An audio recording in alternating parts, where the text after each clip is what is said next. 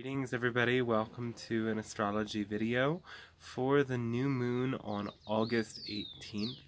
This is a beautiful cosmic event that we can use in a variety of ways. The new moon is always a sort of a reset time, a time of setting intentions and preparing for another cycle. So here in Guatemala, this will be the evening tomorrow, August 18th, in the other Europe, and over there it's going to happen on August 19th, and you can use the whole period of these 3 days around the moon as this period of intention setting and connecting. So I'll put the chart in this area here and we can look at this chart together.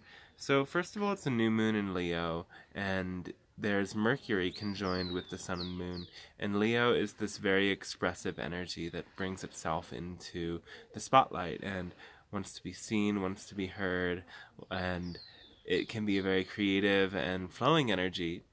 So there is this kind of luster and beauty coming forward like a big proud lion in this chart, though we do have a trine to Mars, and that allows for our emotional body and our soul energy to be very much in alignment with Mars, which can be our drive and what brings us to push forward, and our masculine principle as well.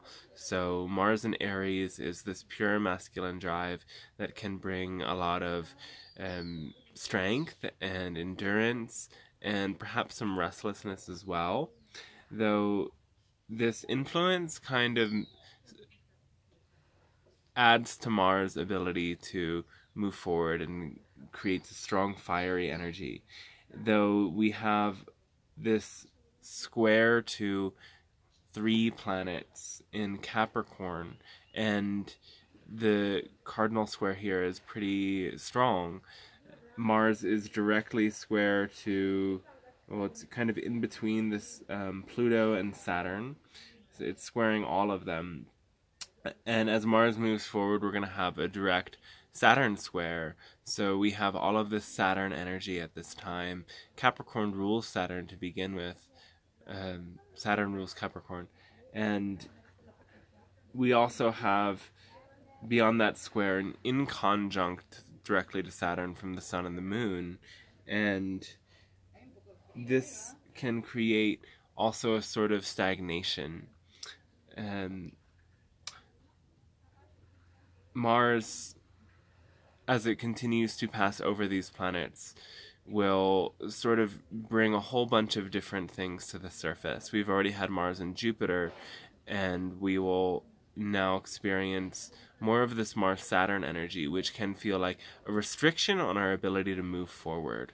So it's an important time to cultivate this detachment, and this is the gene key that Mars is in. Mars is in gene key 42. So if you don't know about gene keys in human design, they are the system that correlates the hexagrams of the I Ching with every sort of period of the astrological wheel. So this period of like 20 to 26 degrees of Aries is gene key 52, the shadow of which is expectation, the gift is detachment, the siddhi or the psychic power is celebration.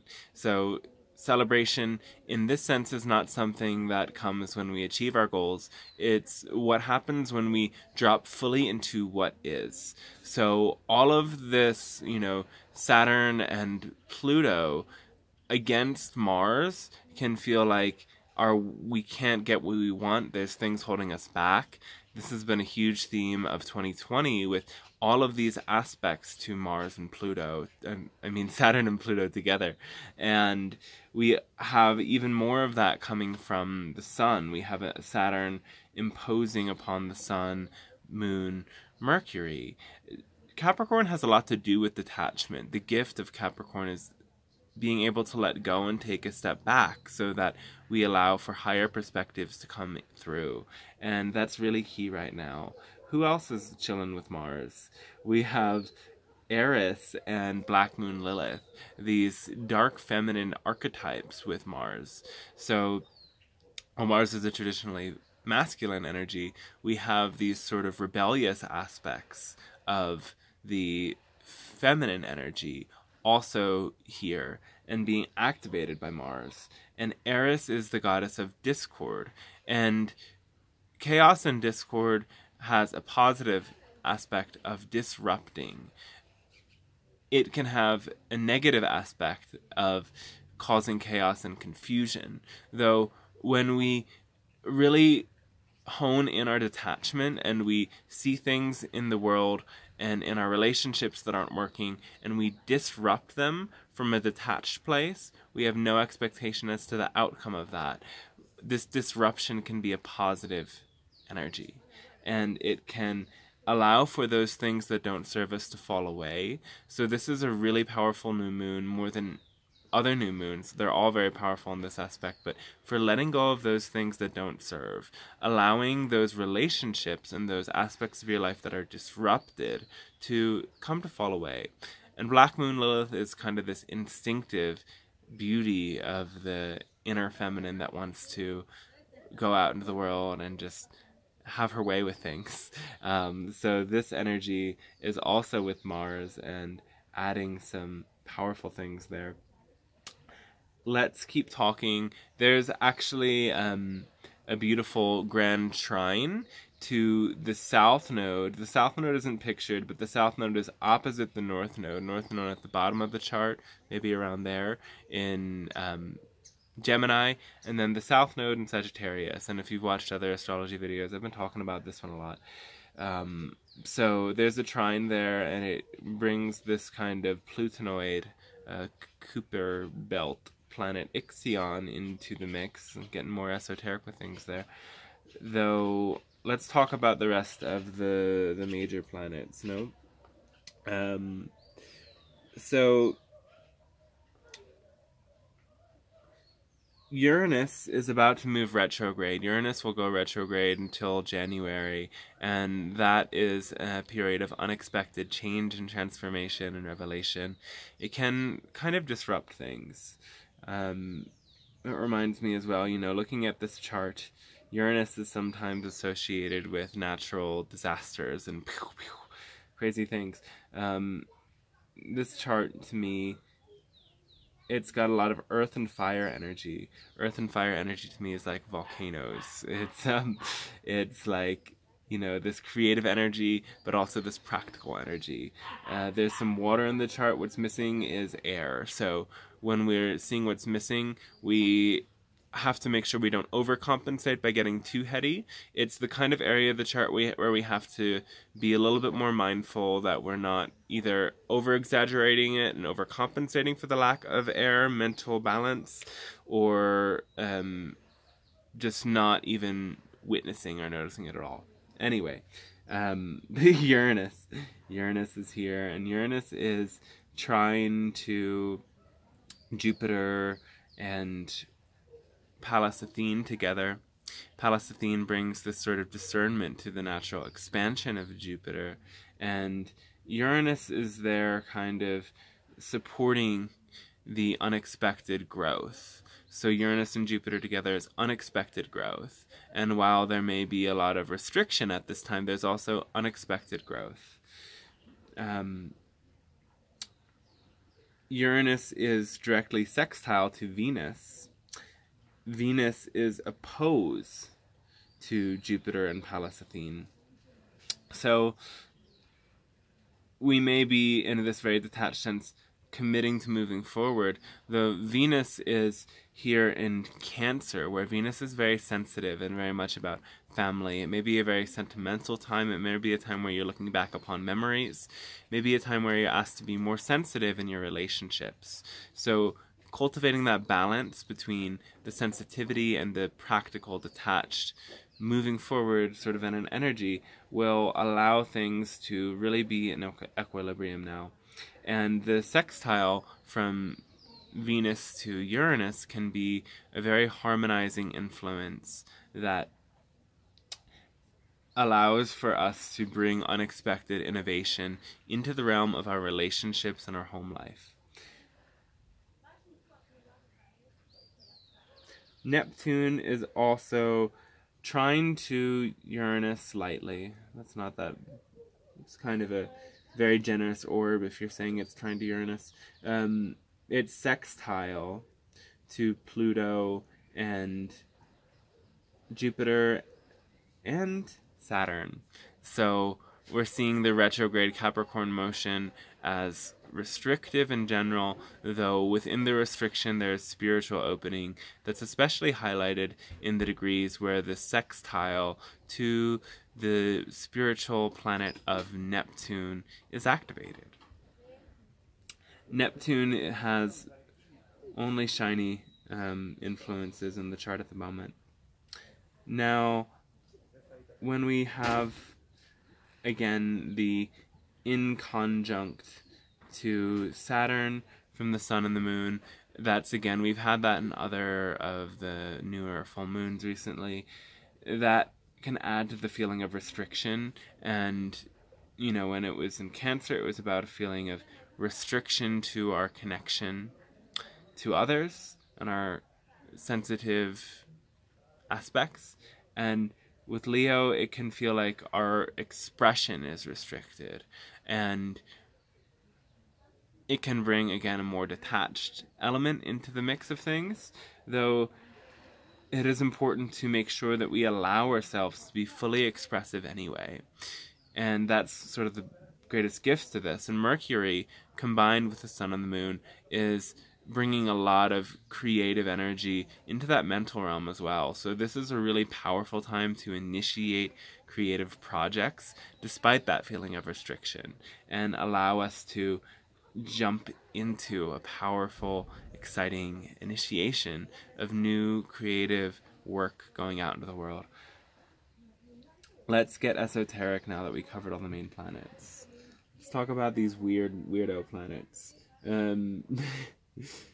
Weirdo. They're minor planets, but when there's major aspects to them, there are very interesting things that we can witness. So, South Node conjunct Ixion. And Ixion is this figure of rebellion. It can be a figure related to themes of betrayal, though it's sort of the rebel with a cause. It's the archetype similar to, you know, in a sense, all of these Pluto outer things have this similar energy of redemption and journeying into the underworld and journeying through these cycles of death and rebirth. And this is an archetype that we're still coming to integrate. And the mythology behind Ixion is generally very complex. And if you want to go deep into it, go look up the different stories connected to this and the different archetypes that we can pull from this. And how I'm playing with this right now is the rebel with a cause. And if we see that aspect in the trine here, we can see that, you know, the South Node is the habits that we may be leaving behind and those things that can be limiting or constricting us. And in Sagittarius, it's all about outdated belief systems, and it's about relying too heavily on intuition, knowing that intuition has its limitations as much as the intellectual aspect of Gemini does. But right now, the intellectual discerning, seeing both sides of the coin, using critical thinking aspect of Gemini is how we collectively are evolving, whereas this more intuitive sort of Sagittarian aspect is what we have to reevaluate. And Ixion is there with the South Node, kind of showing that perhaps there's a trickster energy, or there is some deception and betrayal that's connecting to our belief systems. And right now there's this trine between the Sun, the Moon, Mercury to Ixion South Node, and Mars Eris to the South Node and Ixion. So this is a really powerful time to ask ourselves, are our beliefs deceiving us? Is our intuition deceiving us?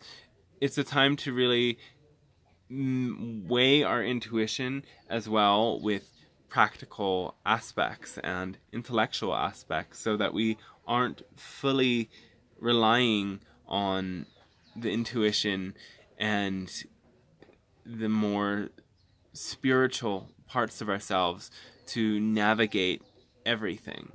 We want to as well not forget about this other aspect. And it can be a time with Ixion there that perhaps we use this sort of trickster rebel with a cause energy to disrupt those people that we may see who are relying too heavily on intuition. That's how it's manifesting for me as well. I notice many people that are really in these QAnon crazy psyops, and I'm just getting to the point where it's like not having it, have to really bring these people to wake up to the reality that they are being deceived. And through that journey, really finding which relationships serve and are working, and which are sort of out of balance and out of sync. And that connects as well then into these other sort of minor planet aspects that we have here of Juno and Haumea in Libra. And they're both feminine archetypes. Juno being the wife of Zeus in mythology, so this is all about our commitment and our relationships, and Haumea being this fertility goddess in Hawaiian mythology, and how we, use this creative feminine power. And it's actually shaped like an egg, this planet. It's a very peculiar planet, and we have Mars and Eris opposing this. So we have to make sure that our will is not disrupting too much our relationships and our commitments, and we have to make sure as well that we keep our committed relationships and our creative, fertile expressions in balance with our will and with our tendency to want to disrupt. Both Ixion and Eris in these aspects are making this a potent time to really being able to disrupt things in a healthy, beautiful way, though we have to make sure that as well we are being, Libra, very self-aware in how we relate to others and what impact we bring to them, so that we are only disrupting their belief systems, and we're not disrupting their heart.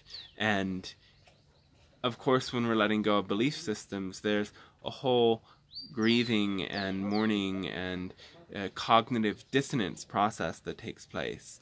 Though when we hold a space for compassion for that process of release and total transformation that's involved in letting go of perhaps old identities that are associated with beliefs, and letting go of a sense of, oh, perhaps I was wrong with this belief, now I'm opening to something greater. It can be frightening and scary, and the way that people often go about this is harsh, and we have to do it from a really heart-centered place.